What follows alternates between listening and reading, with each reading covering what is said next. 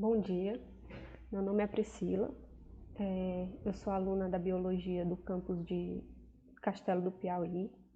E primeiro eu vou explicar por que eu estou apresentando só, né? Não estou em nenhuma equipe. É porque atualmente eu moro no Ceará e os colegas eles preferem se reunir presencialmente. Eles fazem turmas de acordo com as cidades que eles moram.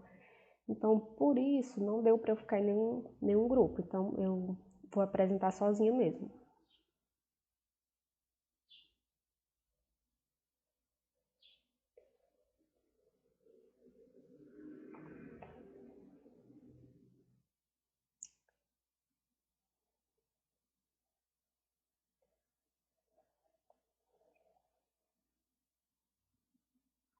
Eu fiquei responsável para apresentar, eu fui sorteada para apresentar o tema 8, que é a avaliação da aprendizagem e os processos de ensino e aprendizagem.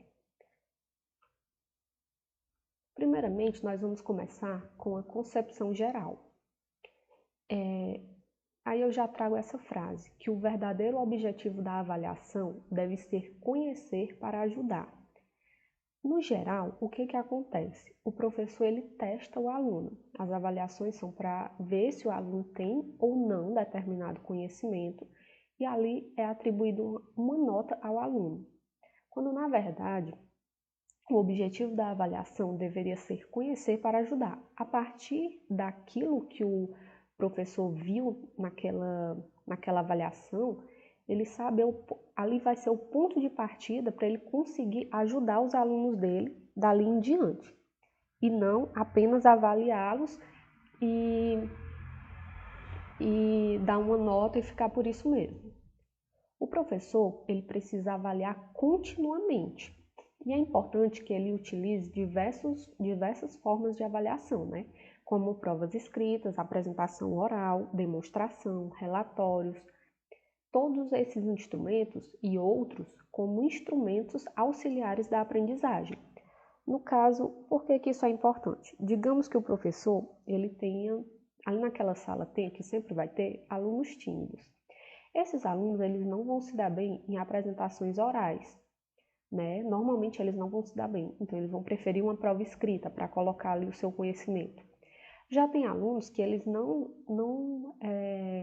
conseguem desenvolver tão bem quando eles têm que escrever, mas eles conseguem argumentar, eles têm um bom poder de argumentação. Ao longo dos anos, eu tive colegas assim, né, que para argumentar em sala de aula eles sabiam muito bem, mas na hora da prova eles tinham uma certa dificuldade. Como também tinha colegas que sabiam o conteúdo, mas não sabiam, mas como eram tímidos, eles não tinham um grande poder de argumentação. Então, se o professor utilizar só uma forma ou só a outra, os alunos, uns sairiam prejudicados ou outros sairiam prejudicados. A avaliação é um recurso pedagógico utilizado pelo professor, que após estabelecer uma relação próxima com o aluno e uma observação criteriosa, decide meios adequados de intervir no processo de aprendizagem, atendendo às diferenças individuais. Bom, quanto a isso, eu tenho uma certa crítica a fazer, porque nesse trecho está dizendo que o professor ele tem que ter uma relação próxima com o aluno e através da observação ele saber como intervir. Isso é um pouco complicado quando o professor tem várias turmas. Por exemplo, eu já fui professora no instituto, eu sou bacharel em zootecnia. Então, eu fui professora de um curso técnico, de uma disciplina técnica. E eu tinha 180 alunos. Então, é um pouco complicado você conseguir, pelo menos eu, que não tinha o conhecimento de um licenciado, né? Eu sou bacharel, então eu não tinha formas de fazer isso, eu não conhecia métodos de fazer isso. Então, ter uma relação próxima com os alunos para eu adequar o meu ensino, a minha avaliação, aquilo, eu achava um pouco difícil, né? Mas é importante saber que a avaliação do aluno, ela faz parte do processo de elaboração dos conhecimentos. Como eu falei anteriormente, a avaliação, ela não deve ser uma coisa que vai ali avaliar e pronto, fica por ali mesmo. ele é uma parte do processo de elaboração do conhecimento. A partir daquela avaliação, você vai olhar e vai ver, esse aluno não entendeu isso, não entendeu aquilo, essa turma. Então, vamos construir o conhecimento a partir daí. Ele não deve ser de maneira alguma um instrumento de punição, mas um procedimento auxiliar da aprendizagem. E ele deve valorizar, a avaliação deve valorizar o que o aluno já sabe, desenvolvendo a sua autoestima. Por exemplo, eu tinha um aluno que ele estava um pouco indisciplinado na sala de aula, os professores estavam reclamando já, e esse aluno ele não tirava notas boas nas provas. Mas eu consegui, teve uma parte lá que eu expliquei, eu perguntei o que eles entenderam. E esse aluno explicou perfeitamente, sabe? Então eu disse, você vai me ajudar na minha disciplina. Então o comportamento desse aluno, como é que eu posso dizer? Eu dei um estímulo positivo a ele e ele ficou com a autoestima elevada e começou a ajudar os alunos, os colegas, na minha disciplina. Então ele tinha um desempenho na minha disciplina, que era a avicultura, e tinha um desempenho completamente diferente em outras disciplinas, certo? Aí mostra o papel, a importância de envolver o aluno, né? De envolver e fazer com que ele melhore a autoestima dele. A avaliação do aluno, ela busca compreender suas dificuldades, favorecendo o seu avanço com base nas observações relativas ao modo como ele organiza o seu pensamento e prevê a diversificação das situações de ensino. Avaliar não é só mensurar em termos quantitativos, mas considerá-los em função da qualidade das aprendizagens. Né? Não é só você olhar ali, acertou, não acertou e dar uma nota para o aluno. Né? Uma coisa quantitativa. Esse aluno tirou 7, pode passar. Esse tirou 6, não vai passar. É muito mais do que isso, né? É ver onde que o aluno está errando, aonde é que está falhando a qualidade do ensino daquele aluno. Ou, aliás, a qualidade das aprendizagens daquele aluno. Uma vez aconteceu um fato muito interessante. Foi assim que eu entrei para dar aula, que um aluno, quando eu entrei, eu já peguei a turma na metade do ano, então eu já estava dando uma parte bem técnica da disciplina, bem do dia a dia. A parte dos fundamentos da disciplina já tinha passado. E era uma parte bem técnica, eu mostrando os equipamentos utilizados e tal. E na prova, eu vi um aluno pescando. Aí o que eu entendi com aquilo? Que aquele aluno, ele não entendeu os equipamentos, ele não entendeu uma parte que era tão importante para ele. Então eu pedi a prova dele, né? Mas eu botei ele para ir para o galpão, né? Para ter mais aulas práticas. Porque assim ele poderia entender, talvez, na prática, o que ele, pelo visto, não tinha entendido na teoria, já que ele precisou, né, levar uma cola. Segundo o posicionamento de Hoffman, os professores não são culpados dos resultados obtidos pelos alunos, mas são sim responsáveis. Tem até um conhecimento que a gente vê muito, né, que diz assim, quando mais da metade da turma vai mal, a culpa é do professor. Quando mais da metade da turma vai bem, a culpa não é do professor, né? Então, assim, o professor ele é responsável, de certa forma, mas ele não é o culpado. Porque, assim, você busca dar o seu melhor em sala de aula, você busca explicar da melhor forma possível. Mas realmente vai ter alunos, assim, que às vezes aconteceu algum problema, ele não pôde estudar para aquela prova, ou ele não está bem, aí ele acaba não tendo um bom desempenho. Então você tem uma contribuição naquilo, mas a culpa não é sua. E outra máxima importante é que o conhecimento ele é construído lentamente. Então, se aquele aluno tirou uma nota baixa, digamos assim, não teve um bom aproveitamento, não quer dizer que ele não sabe, mas que ele está construindo o conhecimento dele. E essa construção, às vezes, ela acontece de forma lenta. Uma avaliação mediadora, ela cria um acompanhamento pedagógico que inclui sucessivas provocações, propõe problemas, analisa as reações, adaptando novas perguntas às respostas dos alunos e variando e ampliando os meios de observação sobre eles, né? É um tipo de avaliação que ela vai propor problemas, vai incluir provocações, né? Não vai ser aquela coisa engessada.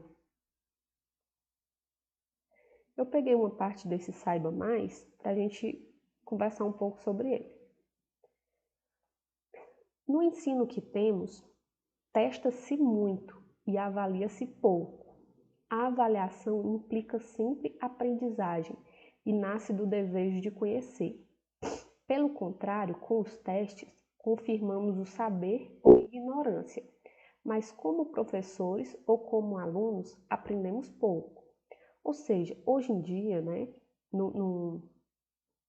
assim, no geral, o professor ele acaba testando muito o aluno e avaliando pouco. Ele faz o teste,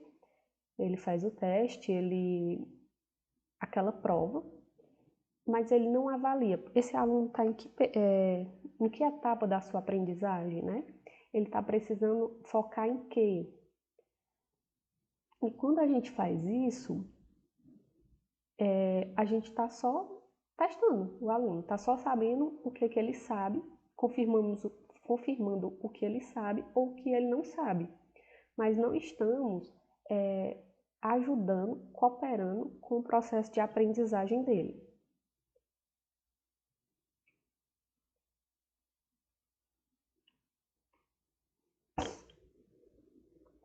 E como propor uma avaliação qualitativa?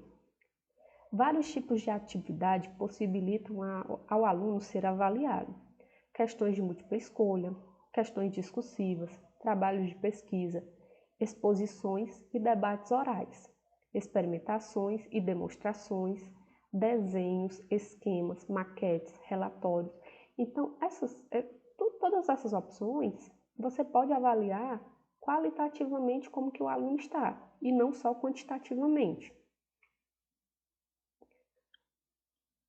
Mas deve-se ter clareza em relação aos critérios que serão aplicados para avaliar com base nos procedimentos e nos instrumentos, né? O que é que eu vou avaliar? Eu vou passar um trabalho de pesquisa, mas o que é que eu, como professor, vou avaliar nisso, né? Nesse trabalho? Como que eu vou... Você tem que saber disso de antemão, para não ficar tão subjetivo.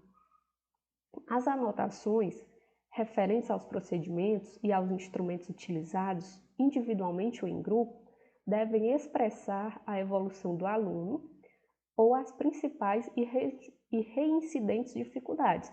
Ou seja, com aquela avaliação, você vai acompanhar o aluno como um todo, e não somente naquela atividade, vai acompanhar o aluno ao longo do ano, né? Esse aluno está se desenvolvendo ao longo desse ano ou ele está estagnado?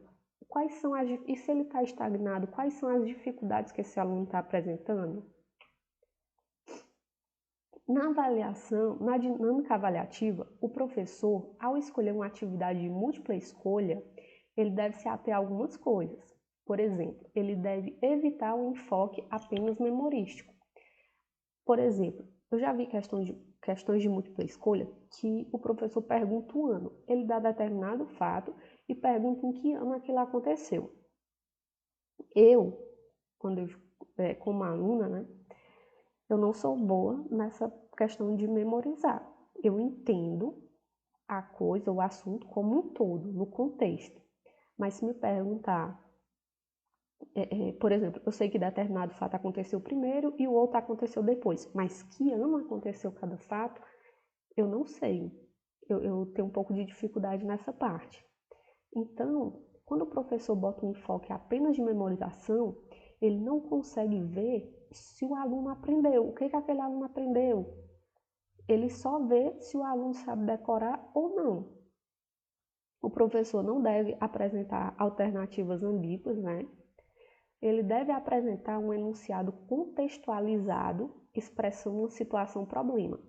Não é o professor chegar e dizer o que é isso, o que é aquilo. Não. Você vai construir um enunciado, contextualizando. E, de preferência, você vai dar um problema para o aluno solucionar. Ali, entre aquelas alternativas, qual é a solução daquele problema?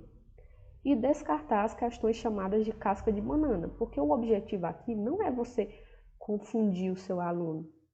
É você ver o quanto que ele está aprendendo e não botar casca de banana para ver se o aluno vai cair ou não vai naquela questão, naquele conteúdo. Não é esse o objetivo.